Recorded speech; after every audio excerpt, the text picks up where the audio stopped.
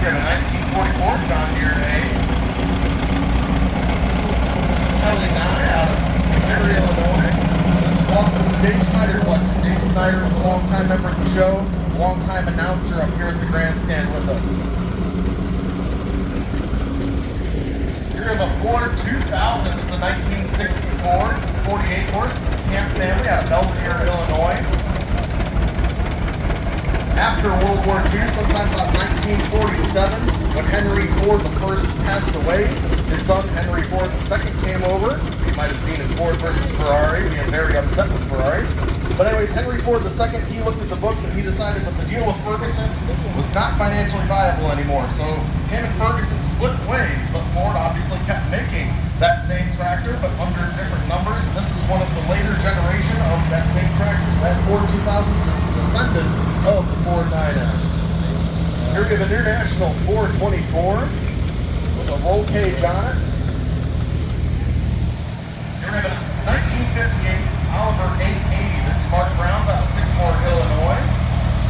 Oliver 880 was a descendant of the Oliver 88.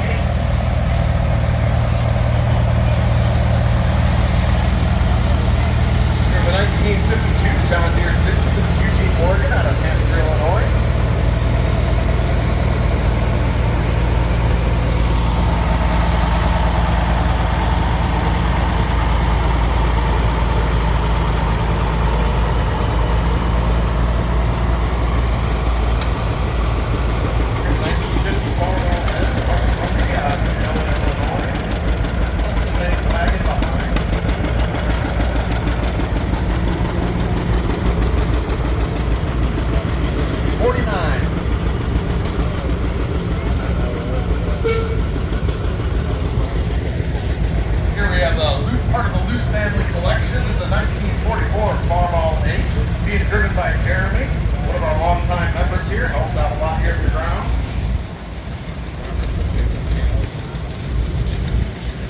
Here we have a Farmall Super C. It's a 1953.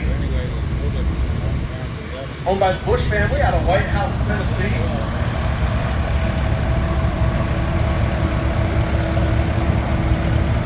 Here we have a Farmall H. 1946. This is Ken Benson out of Portland, Illinois. These two tractors in memory of Casey Bug. This family very much about drowning prevention and very with the National Drowning Prevention Association. Talked to them about that, very passionate about it, very important cause. Here we have a Ford 8N. This is a 1947 30 horse. It's also part of the Bush family collection. The 8N was the tractor that Ford made after him and Ferguson split ways. Here we have a 1939 Ford 9N. This is Clint Benson's out of Sycamore, Illinois.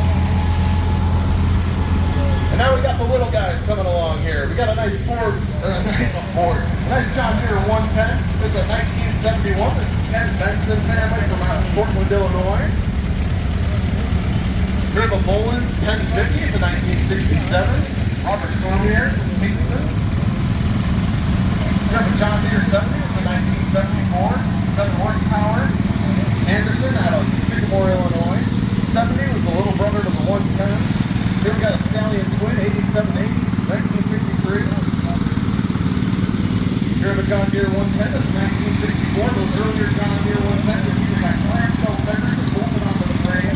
Eventually we moved on to this style right here. So the fenders all went right into the floorboards. They all just part of the whole thing there. Then up comes Cadet. This is a 1968 104 with a single plow and disc on the back. Mullins, the Q17, it's a 1974.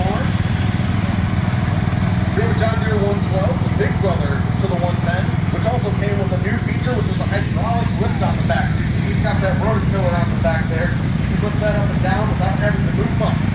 Here we've got a John Deere 110, 1966.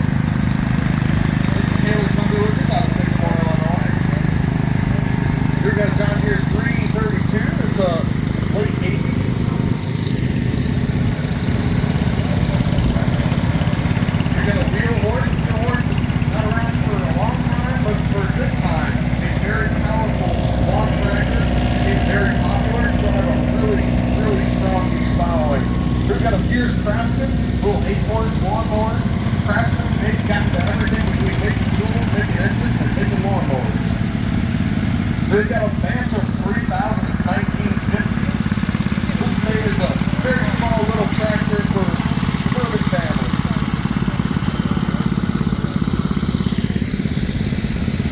And here we have a Farmall A. Has the offset engine, 1941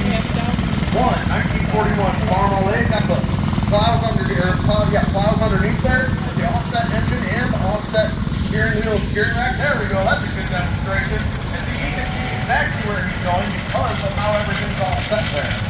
And that also has that drop box axle on the back, which gives you a little better clearance over discarding all that.